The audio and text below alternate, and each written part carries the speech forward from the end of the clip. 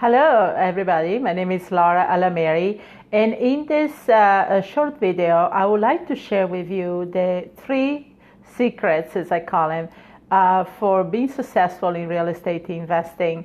And this actually came from compiling, and if I look down, it's because I have my notes here.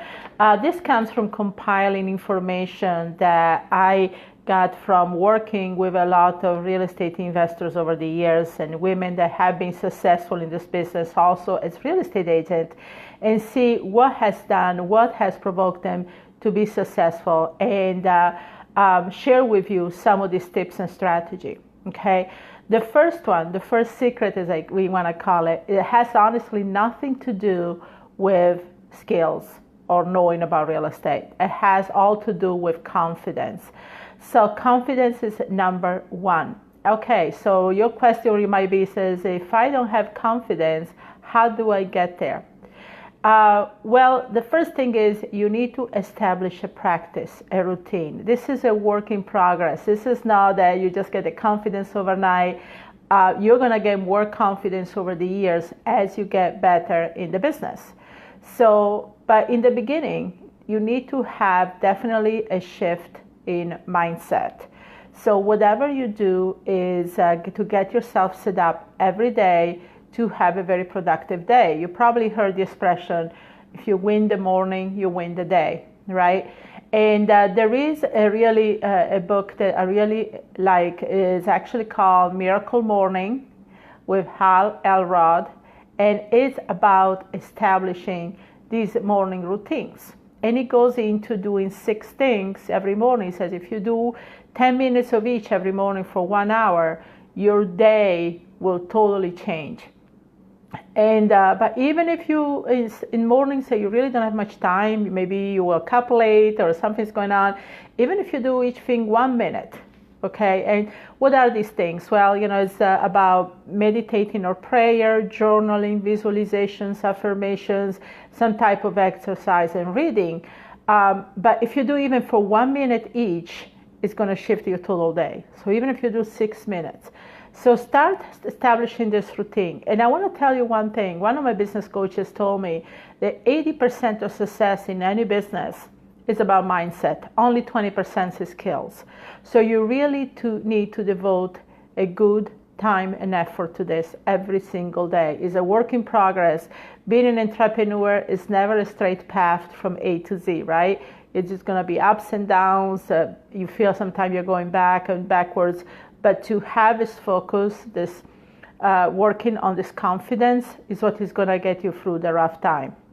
So having a practice every morning, things you do every day to set yourself for success are very important. The second thing is to shift your mindset. If you know that you need to work on some issues right now, you may be limiting beliefs or a fear, you know, shift your mindset. Do what you have to do. There's a ton of podcasts out there, books, organizations, groups that they meet, anything that really can get you going, okay? And the thing is, get used to rejection. You know, one of the hardest parts in this business is a numbers game, but that means that you have to go through a lot of rejection. So get used to that. It's nothing personal. They're not rejecting you for what you do or what you say. They reject the fact that maybe they don't want to sell their property or they're not interested right now. So that comes with confidence, of course, but that's why it falls under this area. Okay, now the other thing, now once you get the confidence going, which honestly everybody's different. Some of you might already be there. Some of you need a lot of work in that department, but get going. You know, it takes 30 days to establish a new habit, right? So if you decide that you're going to do the Miracle Morning and you're going to start that, it was going to take actually 30 days to really become a routine in your life. It's not going to happen overnight. So after you've done this groundwork, the next thing is knowledge. Okay, like Warren Buffett said, knowledge comes from, risk comes from not knowing what you're doing. So how do you conquer that? Is through knowledge. So learn the strategy, the theories behind it. And again, you know, what is your best practice to do this? How do you implement all that? So that's part of the knowledge. And I want to share with you a brief history here. of me. When I started in real estate, which honestly is over 30 years ago, but for the first few years, this to me was more of a part-time business. I wasn't really fully committed. I was doing it on the side. Honestly, I was still in college, and I look at real estate as a way to pay for college. So I wasn't really 100% getting into this business. And there was a shift for me around 1995 where I decided I don't want to be in corporate anymore. A lot of you can relate to this, right? I don't want to be in corporate. I want to spend time with my kids, my family, and do what I want to do, travel, and really enjoy the life that I wanted. So I had to shift from this corporate 8 to 5 mentality to do real estate as my full-time business. And it was hard because a lot of you can relate to this, managing time, priorities. There's only so many hours in a day. But the thing is, I had this focus. I know that if I could do this for 3 to 6 months, I could quit my job. Okay, so I said to myself, I'm doing what I need to do. So time management was very important, working 8 to 5, having 3 small children. So I did what I had to do. If I had to, which honestly almost every day, I had calls to make. So during my lunch hour, right, I would cut my lunch 20 minutes and stay 30 to 40 minutes on the phone making calls. In the evening, put the kids to bed, and at 7:30, 8 o'clock, get on the phone. We're talking 95, internet was not really out there, cell phones were expensive, so using a lot of the landlines. So even then, with the tools that we did not have, I had to make it happen. So, and it was hard. I'm not saying that this is easy. And then on weekends, on Saturday, I could do a little more. This is the days where I would set my appointments to go look at the property, show the property, writing contracts, and so forth. But with this type of discipline, focus and consistency and managing my time, my goal was within 3 to 6 months to quit my corporate job and do this full time. Well, actually, after 3 months, I had enough deals in the pipeline where I knew I was closing at least 1 to 2 deals a month, and I could quit my job full time and go this full time. Well, I stayed 6 months into my corporate just for extra measure, right? Because I knew that once I stepped away, I couldn't go back. But within 3 months, I had a consistency. So it's hard in the beginning because you feel like, you really don't know, you cannot see the light at the end of the tunnel, but trust me, it's there. If you do time management, focus, and consistency, and you do what you can every day, and you force yourself to do it, this is not a hobby, this is your ticket to freedom, you're gonna do it. Okay, that's what I did. And so part of this time is the knowledge, right? Focus on one strategy. If you decide that you want to start wholesaling, that should be your strategy then, okay? Go into wholesaling. If you want to do buy and hold, just focus on one strategy at a time. The other thing is the theory behind it. You need to learn the theories on how to do anything, right? So learn. And the next thing is going to bring you is into skills. Having the skills is basically understanding what tools and technology you can use, how to make phone calls, how to deal with people, do negotiations. That's part of calling. And also, one of the things I always hear is people say, how can we learn by shadowing you? How I need somebody to really give me the step-by-steps, the action plan, somebody that can actually follow and learn from. And this is by shadowing somebody. I was talking last night with my husband, and actually what he said is that when his dad worked for IBM, he was a VIP there, he said, the way I got to this position in life is because I would see somebody I wanted to learn from. I would resonate with them. I liked how they were doing their business and advancing, and I would follow them. Okay, so you want to basically associate yourself with somebody that is doing who you want to be. Okay, and the same thing with real estate. It's nothing different. You don't have to reinvent the wheel. Find somebody that you resonate and you want to work with and has been successful, and follow them in their footsteps. Do exactly what they do, and then once you get confident and you know more about the business, then you can do and expand the way you want to. So shadowing somebody is very important, and it's also going to help you with the confidence, because you say, if I follow exactly that pattern, that blueprint that has worked for them, it's going to work for me. I just have to work it, right? And so the knowledge and with all the skills, that's part of your implementation process. This is part of really expanding the business.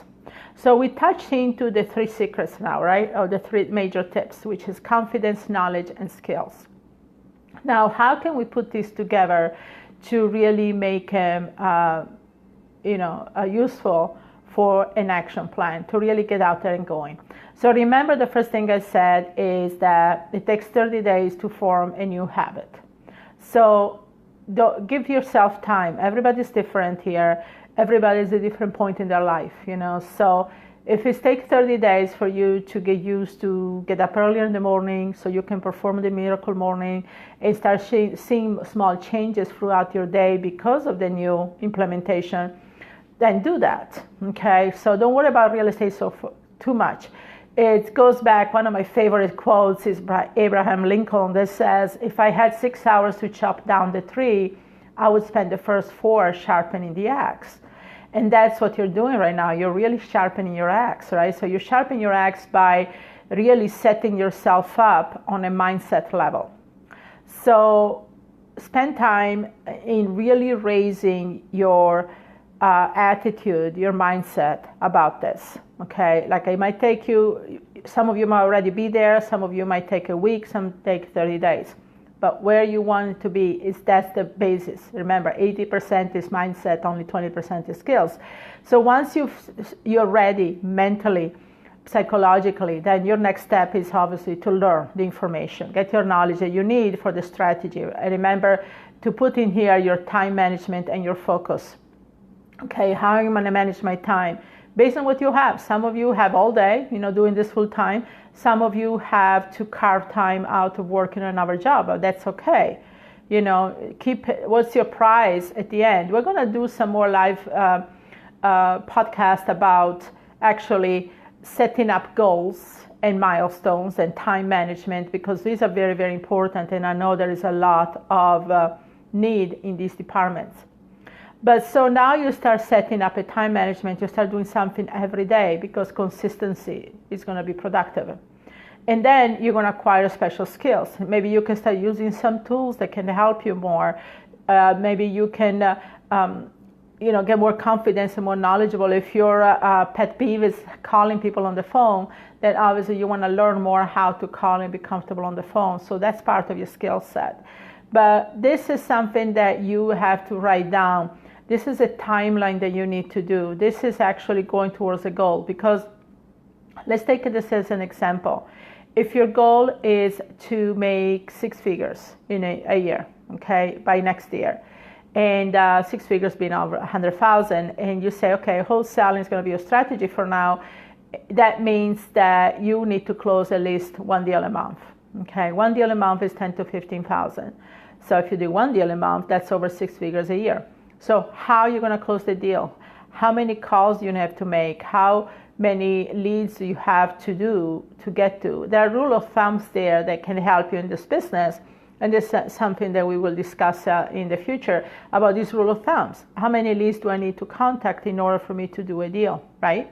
So let's say that, a good rule of thumb is you need to contact 150 leads to actually talk to them, to actually have conversation for you to do 1 to 2 deals. So keep that in mind. So you're going to do whatever it takes. Like I say, you carve time of your lunch hour, you do whatever it takes to have these 150 points of contact.